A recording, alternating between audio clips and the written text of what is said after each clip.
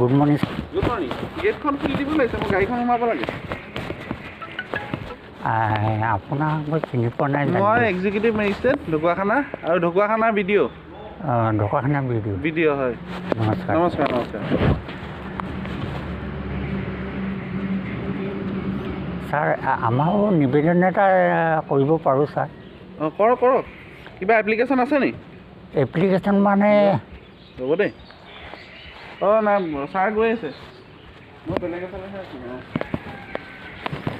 অঁ পিছত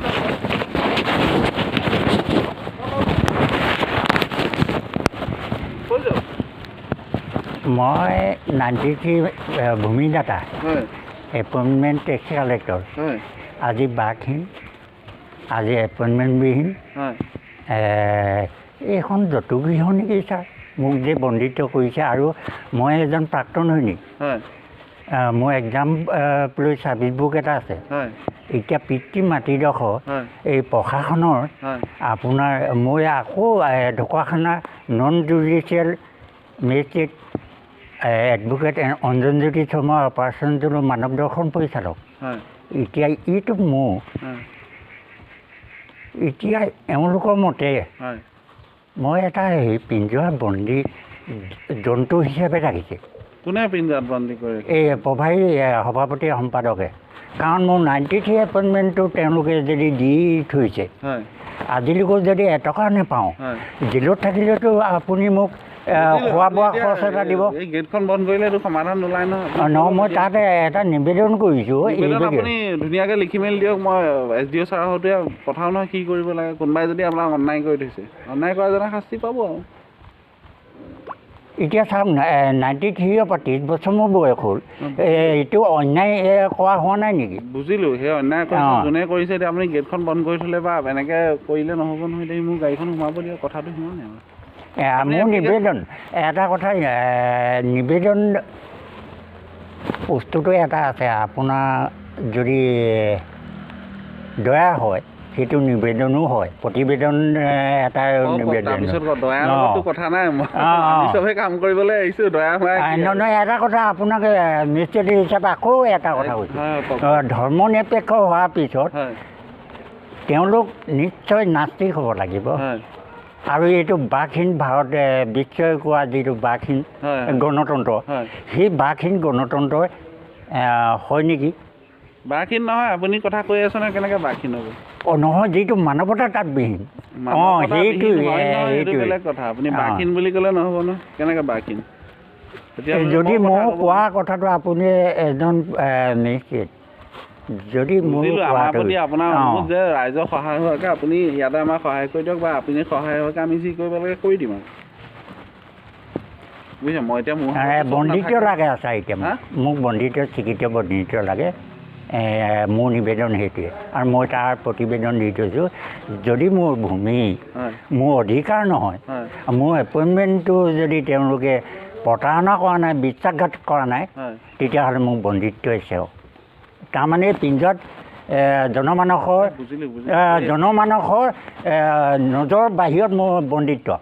আপোনাৰ আদালতত মই বন্দিত্ব হ'লে মই ধন্য হ'ম, মোৰ আত্মাই সদগতি হ'ব। এতিয়া আপুনি গেটখন বন্ধ কৰি থ'লে আকৌ বন্দিত্বৰ কথা কৈ লাভ নাই। ৰাইজৰ নহয়, বন্দিত্ব তেতিয়াহে পাম আপোনাৰ পৰা। নহয় নহয়, আপুনি এনেও আবেদনটো মই গম পালোঁ, কাৰণ মই প্ৰথমবাৰ আহিছোঁ ন আপোনাৰ ইয়াতে। আপুনি গেট চেট খুলি ৰাখিব, ৰাইজৰ সহায় হোৱাকৈ আমাৰ মানুহখিনিও আহিব পাৰিব। এতিয়া মোৰ গাড়ীখন তাতে আছে, কোনোবাই শিলগুটি এটা মাৰি লৈ গ'লে কোনে দায়িত্ব ল'ব? সেইটো কথাটো সেইটোহে। আপোনাৰ গাড়ীখনৰ দায়িত্ব আছে ছাৰ। নাই নহয় নহয়, আপোনাৰ প্ৰশাসনৰ পুলিচ বাহিনী আহিছে। কালি পৰি মোক হেৰি কৰিছে। ৰাইজৰ কাৰণে কাম আপোনাৰ ওচৰত যদি মোৰ ভুল হয়, মোৰ আপোনাৰ বন্দিত্ব মই আজি বন্দিত্ব দিয়ক, তেতিয়া গেটখন নালাগে, গোটেই অল ইণ্ডিয়া আপোনালোকৰ চবৰে গাড়ীখন ভিতৰত থৈ দিয়ক। কথা মোৰ গাড়ীখনো সোমাব লাগে নহয়। মই কিবা তেওঁলোকে কাম কৰি আছিলে, তেওঁলোকৰ ভিডিঅ' অহা নাই কাৰণে আকৌ মই আহিব লগা হ'ল। এতিয়া ৰাইজৰ ঘৰৰ কাম কৰি আছে, ৰাইজ আহিব পৰা নাই নহয়। সেই তেওঁলোকৰ গাড়ীখন এতিয়া চাওক, কালি প্ৰশাসনৰ হেৰি আহিছে, আৰক্ষী প্ৰশাসক আহিছে। মোৰ ওপৰত গোচৰো দিয়া নাই এইবিলাক মই নাজানো আৰক্ষী প্ৰশাসন আহিছে নাই মই আজি আপুনি চঙে মাৰিছে মই আপোনাক ৰিকুৱেষ্ট কৰিবলৈ আহিছোঁ কথাটো সেইটোৱে আপুনি অনুগ্ৰহ মই অনুগ্ৰহ কৰিছোঁ আপোনাৰ বন্দিত্ব পালে মই আত্মাই মুক্তি পাব দিয়ক হ'ব এই গেট খুলি দিয়ক ধুনীয়াকৈ চাবিটো আছে হ'বলা আপোনাৰ আছে মোৰ গাড়ীখন সোমাব লাগে মই অলপ দেৰি থাকিব লাগিব এইখন গাড়ী সোমাই থওক এনেই কিবা আজিকালি দিনকাল ভাল নহয় কোনোবাই ঘৰ নোপোৱা দুখতে শিলগুটি এটা মাৰি থৈ যাব পঞ্চায়তলৈ সেইবোৰ কোনে কথা বঢ়াই নল'ব এনেই আপোনাৰতো বুজিছোঁ আপুনি ধুনীয়াকৈ কোনোবা এজনৰ সৈতে এপ্লিকেশ্যন এখন লিখি ক'ত কি ছাৰ্ভিচ ৰেকৰ্ড আছে পঞ্চায়তৰ কোন আছে ইয়াতে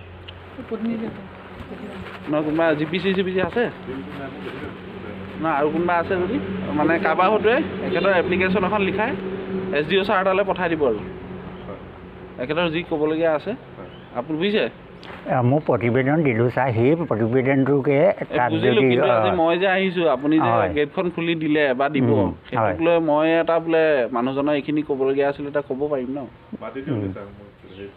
নাই একো নাই কাৰোবাৰ এজনৰ হতুৱাই আপুনি লিখুৱাই দিলে হ'ব মই লাগিলে লৈ যাম এতিয়া আপুনি সেই মোৰ গাড়ীখন আপোনাৰ গাড়ীখন মই বাধ্য আৰু এটা মই আপোনাৰ ওচৰত নিবেদন এই মোৰ একো নহ'লোঁ বন্দিত্ব হ'লেও মই খানা এটা ডেইলি পাম হেৰি দিলোঁ ইয়াত একো এটা পোৱা নাই 7 দিনৰ ভিতৰত যদি আপোনাৰ সেইটো কিবা এটা ইতিবাচক নাপাওঁ মই হয়তো দুৱেণ্ডাই কৰিবলৈ বাধ্য হ'ম হ'ব এইবিলাক হৈ থাকিব কাৰণ মই এজন সৈনিক আপোনাৰ ৰক্ষা কৰিবলৈ দিলেহে গেটখন খুলি দিলেহে মই গাড়ীখন সোমাই বা আপোনাক ইয়াত কামকেইটা কৰিবলৈ আপোনাৰ পত্ৰখন লৈ যাব পাৰিম আপুনি এটা কথা কৈ থাকিলে কেনেকৈ হ'ব মোৰ পত্ৰখন হ'লেও তাত থোৱা পত্ৰখনকে আপোনাক দিম নিশ্চয় গেটখন খুলি দিয়ক আৰু আশা কৰিছোঁ 7 দিনৰ ভিতৰত মোৰ বন্দিত্ব হ'ব নহ'লে মই দুৱেণ্ডাই সৈনিক হিচাপে আগবাঢ়িম